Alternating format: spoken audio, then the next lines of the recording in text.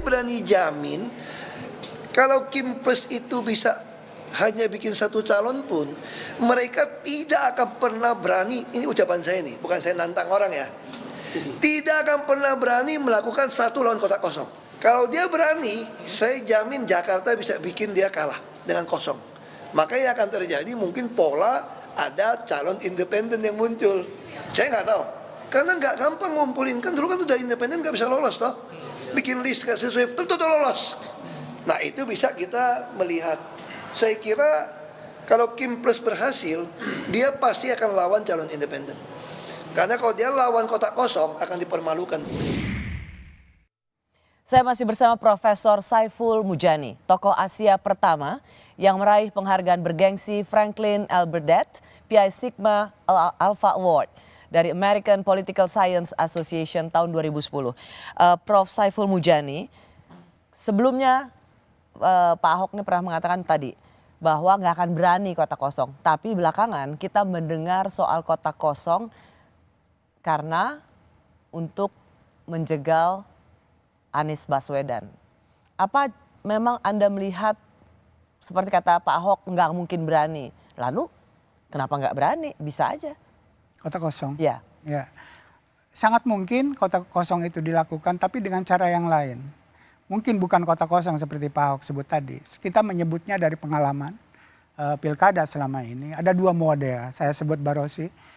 Model Makassar, pilkada Makassar, dan pilkada Surakarta. Ketika ada satu calon yang sangat dominan, dan oleh karena itu tidak ada partai yang berani menantang ini, maka kemudian dibuat kotak kosong untuk melawannya. Itulah yang terjadi di Makassar. Dan Wali Kota Makassar waktu itu ya? Waktu itu. Semua partai politik mengasung satu nama sehingga tidak tersisa. Harus melawan kotak kosong. Harus kotak kosong, dan kita karena undang-undangnya membolehkan begitu. Betul, dan kita ingatkan penonton pada waktu itu yang menang adalah kotak kosong. Kotak kosong, itu saya sebut sebagai model Makassar. Oke. Nah yang model yang kedua adalah bukan kotak kosong. Tapi ada satu calon yang sangat dominan, semua partai mengerucut ke situ gitu ya. Dan kemudian dia tidak punya lawan. Harusnya kalau pakai model Makassar melawan kotak kosong. Ya. Tapi tidak dilakukan itu, tapi dimunculkan seorang calon perorangan. Atau disebut juga kadang-kadang calon independen. Bukan dicalon oleh partai politik, tapi dengan syarat-syarat misalnya mengumpulkan KTP, dukungan dari masyarakat dan seterusnya yang diatur dalam undang-undang. Kira-kira gitu Barosi. Di dalam ini, di dalam pilkada model yang kedua, model Surakarta ini atau Solo gitu ya. Ternyata calon atau tokoh yang dominan tersebut memenangkannya, dalam hal ini Gibran. Ya. Jadi di DKI akan mencontoh hal yang serupa? Dugaan saya di DKI untuk menjawab pendapat orang seperti Koh Ahok tadi gitu ya, saya jamin tidak akan berani mengadu dengan kotak kosong. Mengapa menurut Anda partai politik yang mengusung satu nama dan ingin menang dan ingin memastikan menang, katakan misalnya Koalisi Indonesia Maju sudah masuk ke nama Ridwan Kamil. Dan supaya memenangkan Ridwan Kamil, diborong semua. Kenapa tidak berani melawan kotak kosong? Kenapa dari mana dasar berpikir bahwa tidak berani melawan kotak kosong? Satu adalah ada fakta di Makassar tadi. Jangan sampai itu terulang. Okay? Akhirnya itu harus diulang lagi pilkadanya ya, ketika kalah oleh kotak kosong. Kedua, ada kemiripan demografi antara pemilih Makassar dengan pemilih Jakarta. Relatif ini orang kota, ini di kota ya. Jakarta kota. Secara sosial ekonomi, pendidikan terutama adalah relatif lebih baik lah dari rata-rata Indonesia. Oke? Adalah sebuah penghinaan dalam tanda kutip Barosi gitu ya. Masa pemilih di Jakarta akan mengatakan ini sebuah penghinaan terhadap kita, terhadap kelas menengah dan seterusnya, terhadap kelas atas gitu ya. Bahwa kita diberikan pilihan kotak kosong dan satu calon. Sehingga kita tidak punya kesempatan untuk memilih at least 2 calon manusia gitu ya.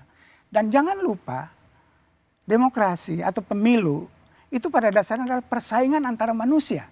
Bukan persaingan antara sebuah kotak kosong dengan manusia yang lain. Jadi Anda mengatakan dengan perbedaan atau karakteristik pemilih Jakarta yang katakan lebih terdidik, maka untuk membuat calon yang menang dan disandingkan dengan kota kosong bisa terjadi Ada Makassar. protes. Maka pilihan warga itu pada kota kosong dan memenangkan kota kosong. Itu yang dikhawatirkan, at least orang-orang yang mau menghindari kota kosong. Tapi lebih baik dengan mengajukan Kota calon kosong berupa seperti manusia. seperti manusia. Jadi kota kosong dalam bentuk manusia, kira-kira gitu Mbak Rosy. Dan itu dimungkinkan dilakukan dan udah ada contohnya untuk dibuat seperti itu. Dan di Jakarta saya kira mungkin ada yang sedang berproses sebagai calon perorangan tersebut gitu. Dan kita lihat kalau dia lolos, nah kita akan perhatikan itu sebagai satu cara menyiasati agar si kota kosong ini berbentuk manusia. Sehingga kemudian akan ada yang memilih, berapapun jumlahnya, pada akhirnya dia tidak akan terpilih sebagai gubernur di Jakarta. Apakah itu kota kosong? Apakah kota kosong berwujud manusia? Itu adalah upaya yang dianggap upaya supaya Anies Baswedan, seorang calon atau bakal calon yang memiliki elektabilitas tertinggi di daerah Jakarta, itu tidak masuk dalam kompetisi. Pertanyaan saya sebelum kita jeda adalah satu, ada Nasdem, PKS, dan PKB yang sebelumnya mengusung Anies sebagai calon presiden. Dan tiga partai ini terbukti memiliki kenaikan perolehan suara dengan ada nama Anies. Kenapa sekarang seperti balik badan? Kalau itu persoalannya kembali kepada masing-masing partai politik gitu ya. Jadi, Apa yang serupa yang menjadi alasan mereka tidak lagi mau bersama Anies di Pilkada Jakarta? mungkin ya, ini hipotetikal, jawabannya adalah yang paling tahu adalah mereka sendiri. Mungkin ada insentif yang lebih baik, yang lebih menguntungkan bagi partai-partai tersebut ketimbang punya Anies sebagai gubernur di DKI Jakarta. Hanya itu yang bisa memberikan jawaban secara realistis terhadap kenapa perilaku itu berubah. Kira-kira seperti itu. Jadi kita melihat bahwa Maaf saya potong karena Bung Saiful sudah mendalami penelitian political behavior sejak dulu. Anda profesor dibilang ilmu politik. Biasanya tokoh yang ada di satu daerah tertinggi atau tingkat elektabilitasnya tinggi di survei, itu Anda juga sebagai seorang pollster, biasanya common practice adalah tokoh itulah yang diambil oleh partai politik. Mereka akan sama-sama mendukung atau mencari cara supaya ia bersama partai tersebut. Tetapi kali ini itu justru tidak terjadi. Jadi ini sebuah anomali politik yang tidak pernah terjadi di sebelumnya. sebelumnya.